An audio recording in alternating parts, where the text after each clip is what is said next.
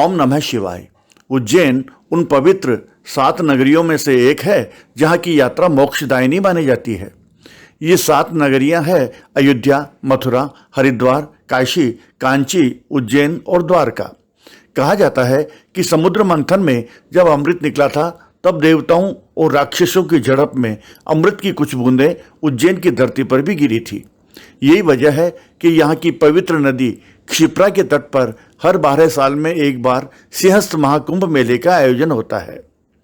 इस वीडियो में हम आपको उज्जैन महाकालेश्वर ज्योतिर्लिंग मंदिर की यात्रा संबंधी संपूर्ण जानकारी से अवगत कराएंगे, जिसमें ये भी बताएंगे कि उज्जैन कैसे जाएं, कब जाएं, कहाँ ठहरें, भोजन कहाँ करें, उज्जैन शहर का लोकल टूर कैसे करें, महाकालेश्वर मंदिर का इतिहास क्या है, पौराणिक कथा क्या है, मंदिर में दर्शन कब व कैसे करें, भस्म आरती में कैसे शामिल हों, भस्म आरती की ऑनलाइन बुकिंग कैसे कराएं, मंदिर में पूजा एवं अभिषेक की व्यवस्था और भेंट राशि कितनी है, महाकालेश्वर मंदिर में मनाए जाने वाले प्रमुख उत्सव त्योहार कौन कौन से हैं, इस वर्ष श्रावण महोत्सव कब मनाया जाएगा, उज्जैन यात्रा का कितने दिन का टूर प्लान बनाएं, उज्जैन के प्रमुख दर्शनीय स्थल कौन कौन से हैं, उज्जैन यात्रा पर कितना खर्चा आएगा, उज्जैन का सिंहस्थ कुंभ मेला तथा कैसा है महाकाल लोक कॉरिडोर। एक एक कर इन सब बिंदुओं पर प्रकाश डालेंगे। आप वीडियो के अंत तक हमारे साथ बने रहिएगा। वीडियो को लाइक और शेयर करें तथा चैनल को सब्सक्राइब अवश्य कर लें। धन्यवाद। तो आइए शुरू करते हैं। उज्जैन को प्राचीन काल में अवंती, अवंतिका, उज्जयिनी, विशाला, नंदनी, चूड़ामणि, कुमुदवती और कुशस्थली के नाम से भी जाना जाता था। वस्तुतः उज्जैन एक धार्मिक नगर है, लेकिन इसका ऐतिहासिक महत्व भी कम नहीं है। अवंतिकापुरी अर्थात उज्जैन का इतिहास 5000 साल से भी अधिक पुराना बताया जाता है। ईसा पूर्व 5वीं-6वीं शताब्दी में 16 जनपदों या राष्ट्रों में से एक अवंती जनपद का उल्लेख है। उज्जैन प्रसिद्ध सम्राट यशस्वी विक्रमादित्य की राजधानी थी। चंद्रगुप्त द्वितीय ने भी यहाँ राज किया। महाकवि कालिदास ने अपने जीवन के 50 साल यहीं व्यतीत किए और इस दौरान अनेक कालजयी रचनाओं का सृजन किया। मेघदूत में उन्होंने उज्जैन और यहाँ के निवासियों का विस्तृत रूप से वर्णन किया है। उज्जैन के चिंतामण गणपति मंदिर के बारे में कहा जाता है कि इसकी स्थापना भगवान श्री राम ने की थी। यहाँ का मंगलनाथ मंदिर भी काफी प्राचीन है। धर्मनगरी उज्जैन का पुरातन काल में शैक्षणिक दृष्टि से काफी महत्वपूर्ण स्थान था। द्वापर युग में यहाँ संदीपनी आश्रम नामक प्रमुख गुरुकुल था। ये वही गुरुकुल है जहाँ श्री कृष्ण और सुदामा ने विद्या अध्ययन किया था। उज्जैन जयपुर नरेश महाराजा जयसिंह द्वारा निर्मित वेधशाला के लिए भी प्रसिद्ध है। महाराजा जयसिंह ज्योतिष शास्त्र के बहुत बड़े विद्वान थे। भगवान शिव के 12 ज्योतिर्लिंगों में से एक महाकाल ज्योतिर्लिंग उज्जैन के महाकालेश्वर मंदिर में स्थापित है। यही कारण है कि उज्जैन को महाकाल की नगरी के नाम से भी जाना जाता है। महाकाल का शिवलिंग दक्षिण मुखी है और तंत्र की दृष्टि से इसे बेहद महत्वपूर्ण माना गया है। वर्तमान मराठाकालीन मंदिर का जीर्णोद्धार लगभग 250 वर्ष पूर्व सिंधिया राजघराने के दीवान ने करवाया था। महाकालेश्वर मंदिर में प्रतिदिन होने वाली भस्म आरती का विशेष महत्व है। शिवरात्रि पर्व पर तथा श्रावण मास में सोमवार के दिन तो यहाँ दर्शनार्थियों का तांता सा लगा रहता है। सावन में यहाँ खास तौर पर श्रावण महोत्सव मनाया जाता है। उज्जैन कैसे पहुंचे? वीडियो में आगे बढ़ने से पहले आइए जान लेते हैं कि उज्जैन कैसे जाएं। वायु मार्ग। उज्जैन में कोई एयरपोर्ट नहीं है। इसका सबसे नज़दीकी एयरपोर्ट इंदौर में देवी अहिल्याबाई होलकर इंटरनेशनल एयरपोर्ट है, जो करीब 57 किलोमीटर की दूरी पर स्थित है। ये देश के बहुत सारे हवाई अड्डों जैसे मुंबई, बेंगलोर, अहमदाबाद, चंडीगढ़, कोलकाता और चेन्नई से जुड़ा हुआ है। इंदौर स्थित इस एयरपोर्ट से आपको उज्जैन जाने के लिए बस, प्राइवेट टैक्सी और कैब की सुविधा आसानी से मिल जाएगी। आप 1-1.25 घंटे में उज्जैन पहुंच जाएंगे। रेल मार्ग। उज्जैन लगभग देश के सभी बड़े शहरों से रेल मार्ग से जुड़ा है। उज्जैन जंक्शन महाकालेश्वर मंदिर से मात्र 1.5 किलोमीटर की दूरी पर स्थित है। ये देश के बड़े रेलवे स्टेशनों जैसे दिल्ली, बेंगलुरु, चंडीगढ़, अहमदाबाद और लुधियाना आदि से डायरेक्ट जुड़ा हुआ है। यदि किसी शहर से डायरेक्ट उज्जैन के लिए ट्रेन नहीं हो तो आप भोपाल, रतलाम, इंदौर और दिल्ली के रास्ते ट्रेन चेंज करके रेल मार्ग से उज्जैन पहुंच सकते हैं। उज्जैन जंक्शन से आप ऑटो के द्वारा महाकालेश्वर ज्योतिर्लिंग मंदिर तक आसानी से पहुंच सकते हैं। रेलवे स्टेशन से मंदिर के लिए 24 घंटे ऑटो की सुविधा उपलब्ध रहती है। सड़क मार्ग। उज्जैन सड़क मार्ग द्वारा देश के सभी प्रमुख शहरों से जुड़ा हुआ है। उज्जैन आने या जाने के लिए कई शहरों से प्राइवेट और रोडवेज की बसें चलती है, जिनमें एसी और नॉन एसी हर प्रकार की सुविधाजनक बसें शामिल है।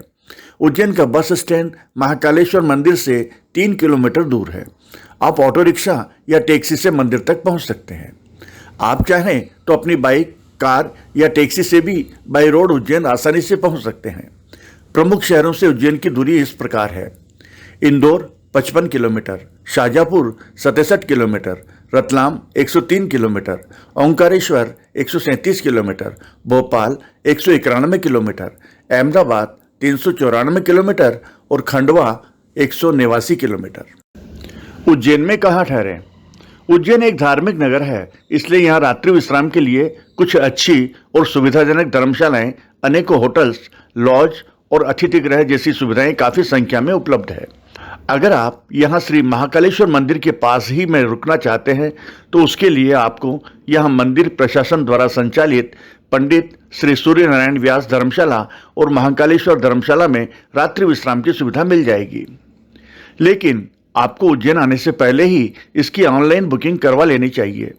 अगर आप श्री महाकालेश्वर मंदिर समिति द्वारा संचालित धर्मशाला में ठहरने के लिए कमरा लेते हैं तो उसका रूम एवं कॉमन हॉल बुकिंग टैरिफ इस प्रकार है।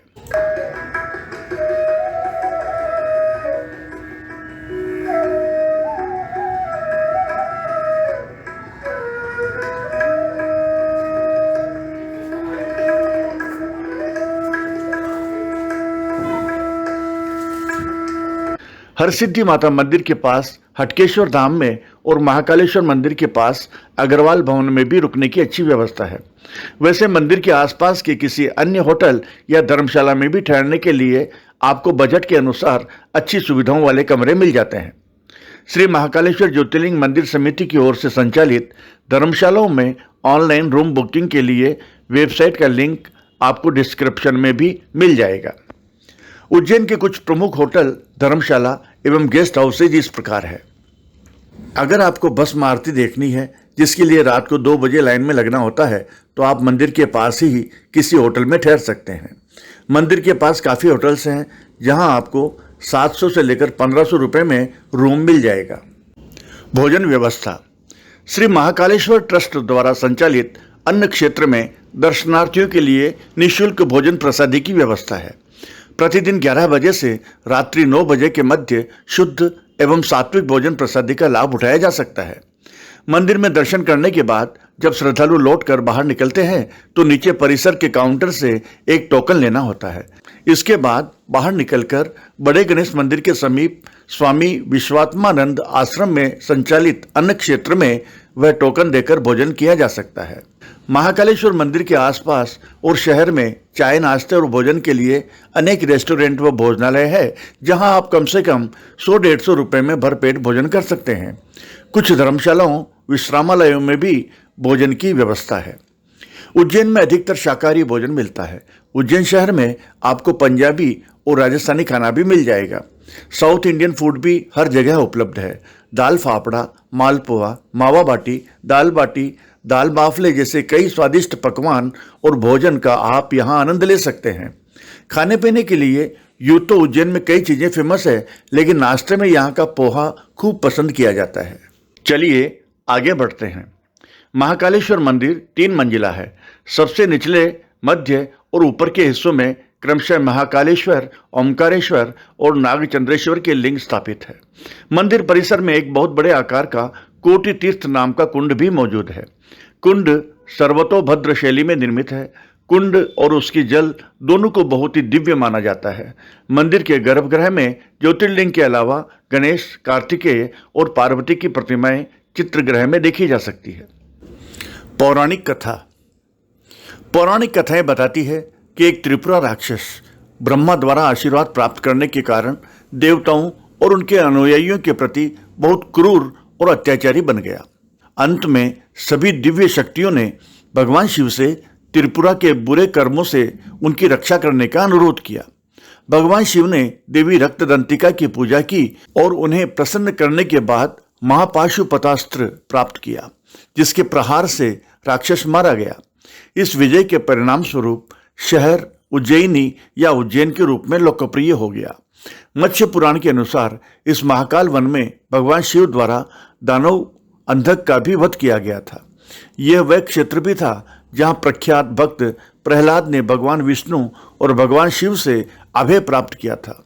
दैत्यों पर भगवान शिव की विजय के फलस्वरूप महलों के द्वार और मीनारें स्वर्ण प्लेटों से सुशोभित थी, जिसके कारण उज्जैनी को कनक श्रृंग अर्थात स्वर्ण शिखरों का नगर भी कहा जाता था।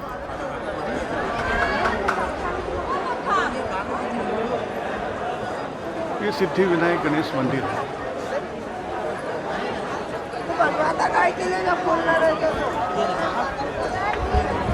ये सिद्धि विनायक गणेश मंदिर है।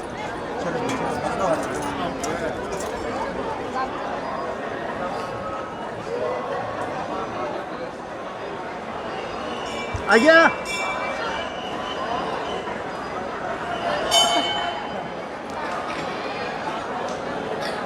हर हर महादेव शंभु, हर हर महादेव शंभु, हर हर महादेव शंभु। महाकाल की जय हो, महाकाल की जय हो, महाकाल की जय हो। हाँ, मैं चमू गुरु या सिद्धि विनायक पुजारी। ये महाकालेश्वर मंदिर है जो ज्योतिर्लिंग के रूप में विख्यात है। पूरे भारतवर्ष में 12 ज्योतिर्लिंग है, उसमें प्रमुख रूप से दूसरे नंबर के ज्योतिर्लिंग आते हैं। और कहते हैं कि जितने भी जो ज्योतिर्लिंग हैं वो एक ज्योति के रूप में उत्पन्न हुए हैं। ये किसी के द्वारा स्थापित नहीं है, ये सब स्वयंभू है, इसीलिए इन्हें ज्योतिर्लिंग किया जाता है। और इनका कोई काल नहीं है कि कब स्थापित हुए, कब क्या हुए। अलग अलग राजा आए, अलग अलग महाराजा आए, उन्होंने अपने काल में अलग अलग यहाँ पर निर्माण कार्य कराया।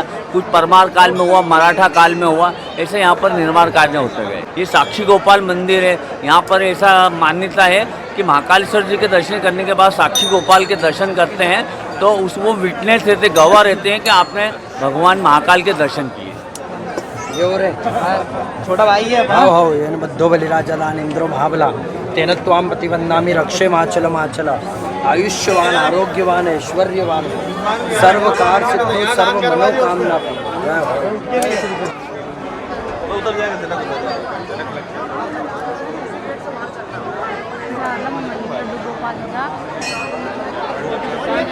महाकालेश्वर मंदिर में दर्शन।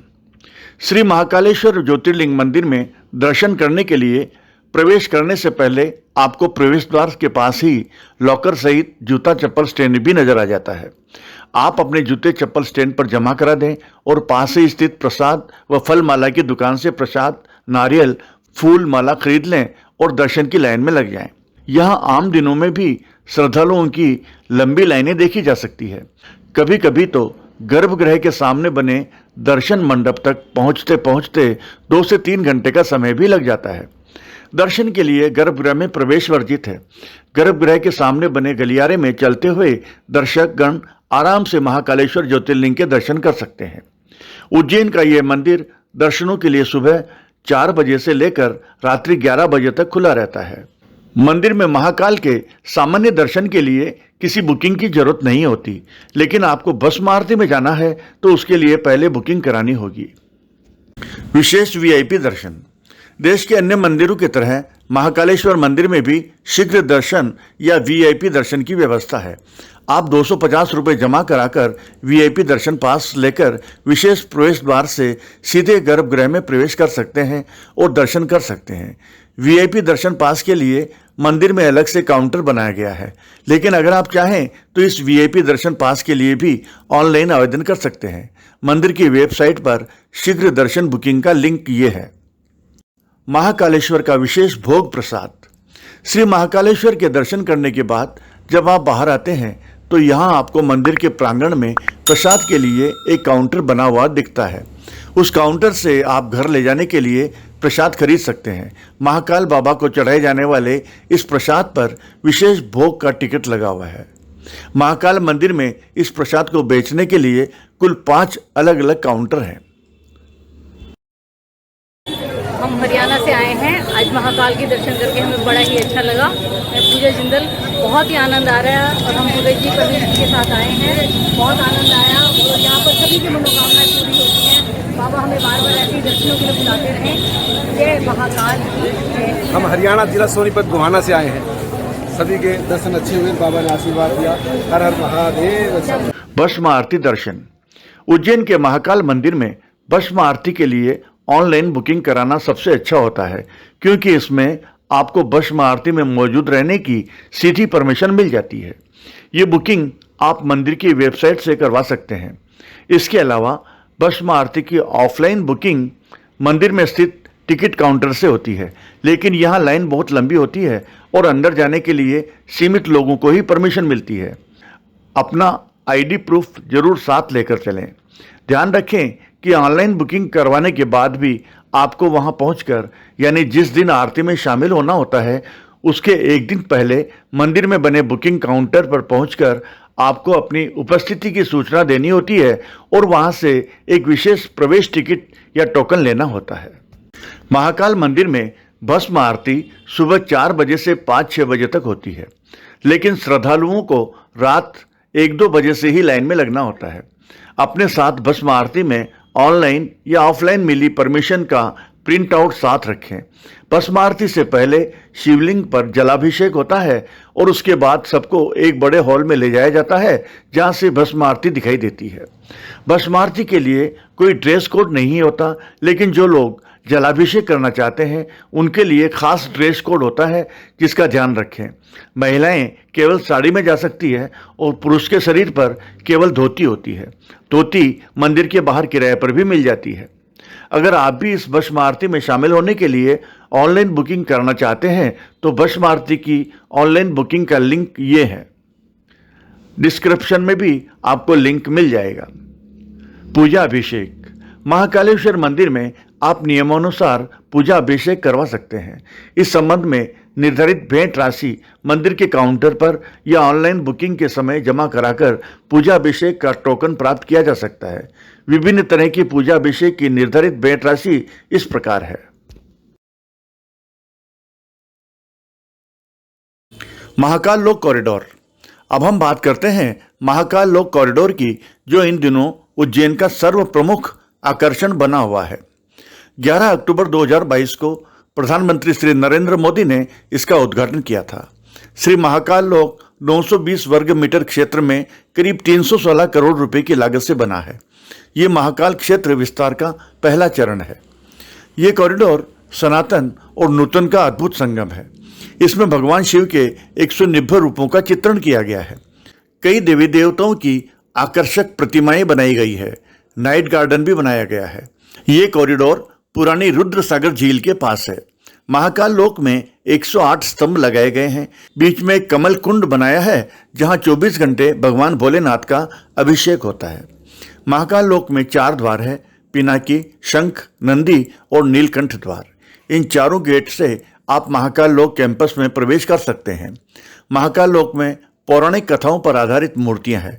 इसमें शिव पुराण, त्रिपुरासुरवध, शिव तांडव स्वरूप की विभिन्न कहानियों को दर्शाने वाली मूर्तियां और भित्ति चित्र है। 26 फीट ऊंचा नंदी द्वार मुख्य आकर्षण का केंद्र है। महाकाल लोक के बनने के बाद महाकालेश्वर मंदिर एकमात्र ऐसा मंदिर बन गया है जहां श्रद्धालु दर्शन के साथ शिव से जुड़ी हर कहानी जान सकते हैं। इसे बनाते समय पर्यावरण का भी विशेष ध्यान रखा गया है। उज्जैन का सिंहस्थ कुंभ मेला। सिंहस्थ उज्जैन का महान स्नान पर्व है। 12 वर्षों के अंतराल से ये पर्व तब मनाया जाता है जब बृहस्पति सिंह राशि पर स्थित रहता है। पवित्र क्षिप्रा नदी में पुण्य स्नान की विधियां चैत्र मास की पूर्णिमा से प्रारंभ होती है और पूरे मास में वैशाख पूर्णिमा के अंतिम स्नान तक भिन्न भिन्न तिथियों में संपन्न होती है। कुंभ मेले में लाखों श्रद्धालुजन भाग लेते हैं और पवित्र क्षिप्रा नदी में स्नान कर पुण्य कमाते हैं। उज्जैन में आगामी कुंभ मेला सन 2028 में आयोजित होगा। उज्जैन के प्रमुख दर्शनीय स्थल। श्री बड़ा गणेश मंदिर। श्री महाकालेश्वर मंदिर के निकट हरसिद्धि मार्ग पर बड़े गणेश की भव्य और कलापूर्ण मूर्ति प्रतिष्ठित है। मंदिर परिसर में सप्त धातु की पंचमुखी हनुमान प्रतिमा के साथ साथ नवग्रह मंदिर तथा कृष्ण यशोदा आदि की प्रतिमाएं भी विराजित है। हरसिद्धि मंदिर उज्जैन नगर के प्राचीन और महत्वपूर्ण धार्मिक स्थलों में हरसिद्धि देवी का मंदिर प्रमुख है। महाकाल मंदिर से थोड़ी दूर और रुद्र सागर तालाब के किनारे स्थित इस मंदिर में सम्राट विक्रमादित्य द्वारा हरसिद्धि देवी की पूजा की जाती थी।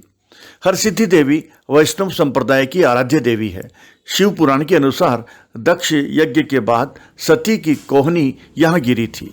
माँ आदिशक्ति के 52 शक्तिपीठों में से ये भी एक है। मंदिर में 2 दीप स्तंभ भी आकर्षण का केंद्र है, जिनमें रात्रि के समय दीप दर्शन का दृश्य मनमोहक होता है। क्षिप्रा नदी के घाट उज्जैन नगर के धार्मिक स्वरूप में क्षिप्रा नदी के घाटों का प्रमुख स्थान है।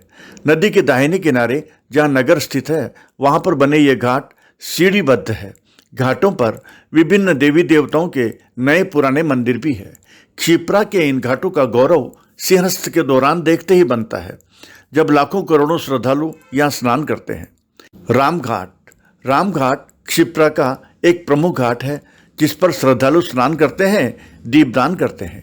घाट के किनारे कई मंदिर व मठ है। सामने दत्तात्रेय का बहुत बड़ा मंदिर है। सायंकाल 7 बजे काशी की गंगा आरती की तरह क्षिप्रा आरती भी यहाँ की जाती है। गोपाल मंदिर उज्जैन नगर का बड़ा मंदिर है। ये मंदिर नगर के मध्य व्यस्ततम क्षेत्र में स्थित है। मंदिर का निर्माण महाराजा दौलत राव सिंधिया की महारानी बाईजाबाई ने सन 1833 के आसपास कराया था। मंदिर में कृष्ण गोपाल की प्रतिमा है। मंदिर के दरवाजे चांदी के बने हुए हैं। गढ़कालिका देवी का ये मंदिर उज्जैन के प्राचीन अवंतिका नगरी क्षेत्र में है। कालजयी कवि कालिदास गढ़कालिका देवी के उपासक थे। इस प्राचीन मंदिर का सम्राट हर्षवर्धन द्वारा जीर्णोद्धार कराने का उल्लेख मिलता है। काल भैरव मंदिर भी प्राचीन अवंतिका नगरी के क्षेत्र में स्थित है। ये शिव उपासकों के कापालिक संप्रदाय से संबंधित है। मंदिर के अंदर काल भैरव की प्रतिमा है। कहा जाता है कि इस मंदिर का निर्माण प्राचीन काल में राजा भद्रसेन ने करवाया था। पुराणों में वर्णित अष्टभैरव में काल भैरव का भी स्थान है। काल भैरव की प्रतिमा मदिरापान करती है। भक्तगण मूर्ति को मदिरा चढ़ाते हैं और प्रसाद स्वरूप भी मदिरा का वितरण होता है। वाममार्गी तांत्रिकों का ये प्रमुख मंदिर माना जाता है। यहाँ कई तरह की तंत्र क्रियाएं भी की जाती है। महाशिवरात्रि को यहाँ पर काफ़ी संख्या में पर्यटक पहुँचते हैं। मेले का भी आयोजन होता है। कालियादेह पैलेस उज्जैन की धार्मिक संस्कृति को बढ़ावा देता है और धार्मिक दृष्टि से काफ़ी महत्व रखता है। ये सुबह 9 बजे से शाम 6 बजे तक खुला रहता है। WWF वाटर पार्क उज्जैन में WWF वाटर पार्क बच्चों और बड़ों के लिए मनोरंजन का उचित स्थल है। यहाँ पर रुकने का भी प्रबंध है। आप आराम से यहाँ घूमने के बाद ठहर सकते हैं। भरतरी की गुफा क्षिप्रा नदी के तट पर स्थित है। ऐसा माना जाता है कि यहाँ राजा विक्रमादित्य के भाई भर्तहरि ने अपनी आरामदायक जिंदगी और सुख दुख सांसारिक रिश्ते नाते का मोह त्याग कर यहाँ ध्यान साधना की थी। ऐसा माना जाता है कि भर्तहरि बहुत विद्वान पुरुष थे। उनके समाधि स्थल को भी इसी गुफा के अंदर बनाया गया। वेधशाला और जंतर मंतर उज्जैन में वेधशाला का निर्माण सवाई जय सिंह ने 18वीं शताब्दी में किया था। खगोलीय पिंडों की गति और उनकी गणनाओं को मापने के लिए उपयोग में आने वाले उपकरण आज भी यहाँ सुरक्षित है। उज्जैन के अन्य आकर्षणों में शनि मंदिर, चारधाम मंदिर, कोटेश्वर महादेव मंदिर आदि भी दर्शनीय है। उज्जैन शहर का लोकल टूर कैसे करें?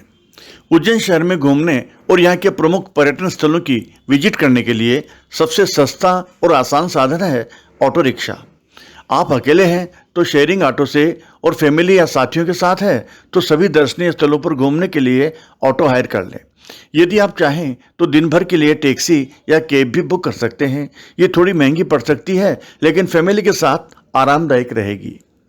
उज्जैन में शॉपिंग उज्जैन में काफ़ी अच्छे मार्केट है, जहाँ से आप सफ़ेद पत्थर की मूर्तियाँ, शिवलिंग, पूजा की सामग्री, चंदेरी रेशम साड़ी तथा हस्तशिल्प कलाकृतियाँ खरीद सकते हैं। कितने दिन का यात्रा कार्यक्रम बनाएं? यदि आप उज्जैन महाकालेश्वर मंदिर में भस्मारती के दर्शन करना चाहते हैं और उज्जैन के सभी प्रमुख दर्शनीय स्थलों की भी विजिट करना चाहते हैं तो आपको कम से कम 2 दिन का यात्रा कार्यक्रम बनाना चाहिए। यदि आप केवल महाकाल मंदिर और उसके आसपास के दर्शनीय स्थल देखकर वापस निकलना चाहें तो 1 दिन ही काफ़ी है, यानी सवेरे पहुंचो और दिन भर घूम फिर कर शाम को वापस निकल जाओ। उज्जैन यात्रा का अनुमानित खर्चा। अगर आप उज्जैन में रात्रि विश्राम करते हैं और 2 दिन की यात्रा पर आते हैं तो एक व्यक्ति के खर्चे का विवरण इस प्रकार होगा। किसी होटल में रात्रि विश्राम का किराया 500 से 1000 रुपये। 2 दिन में 4 टाइम भोजन और चाय नाश्ते का कुल खर्चा मान लो 800 रुपये। Local tour auto rickshaw charges 500 रुपये, अन्य खर्च लगभग 300 रुपये। तो इस प्रकार कुल खर्चा आएगा करीब 2500 से 3000 रुपये। अगर आप दोस्तों के साथ या फैमिली के साथ हैं तो मेंबर के हिसाब से खर्चे का अनुमान लगाया जा सकता है। और यदि आप एक ही दिन में उज्जैन महाकालेश्वर का टूर करते हैं तो आप 1000 रुपये से कम में भी इसे पूरा कर सकते हैं। इसमें आपके शहर से उज्जैन आने जाने का किराया शामिल नहीं है। उज्जैन कब जाएं? अगर आप अपने परिवार, बच्चों और बुजुर्गों के साथ महाकालेश्वर ज्योतिर्लिंग मंदिर के दर्शन करने उज्जैन जाने का प्लान कर रहे हैं तो उसके लिए यहाँ जाने का सबसे अच्छा समय सितंबर से अप्रैल के बीच का है, क्योंकि इस दौरान मौसम सुहावना रहता है। यूँ आप गर्मी और बारिश के मौसम में भी यात्रा कर सकते हैं, लेकिन परिवार सहित जाने में थोड़ी परेशानी हो सकती है। और अगर आप अकेले या दोस्तों के साथ जा रहे हैं तो फिर कभी भी जाएं, कोई टेंशन नहीं। सावन में जाएं उज्जैन महाकाल। यूँ तो उज्जैन भ्रमण के लिए वर्ष भर में कभी भी जाया जा सकता है, लेकिन शिवरात्रि पर्व तथा श्रावण मास में महाकाल नगरी उज्जैन का स्वरूप निराला ही होता है। पूरा नगर शिव भक्ति के आनंद रस में डूब जाता है। श्रावण मास में यहाँ श्रावण महोत्सव के दौरान विभिन्न धार्मिक सांस्कृतिक कार्यक्रम आयोजित होते हैं।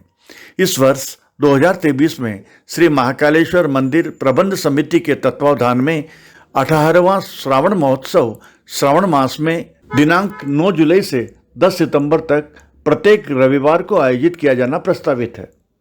सावन के सोमवार में भी भगवान महाकाल के दर्शन को शुभ माना जाता है। सावन के महीने में यहाँ आम दिनों से ज़्यादा पब्लिक होती है, इसलिए पहले से पूरी जानकारी प्राप्त करके चलें ताकि आपको आगे कोई परेशानी ना हो। सावन के महीने में उज्जैन का मौसम अनुकूल होता है, तापमान 20 डिग्री के आसपास बना रहता है। आप मौसम के हिसाब से अपने कपड़े लेकर चलें। तो अब देर किस बात की, आप भी बनाइए प्रोग्राम और उज्जैन की यात्रा पर निकल जाइए। आपको हमारा ये वीडियो कैसा लगा कृपया कमेंट्स बॉक्स में कमेंट्स अवश्य करें। वीडियो को लाइक और शेयर करें तथा चैनल को सब्सक्राइब जरूर कर लें। धन्यवाद।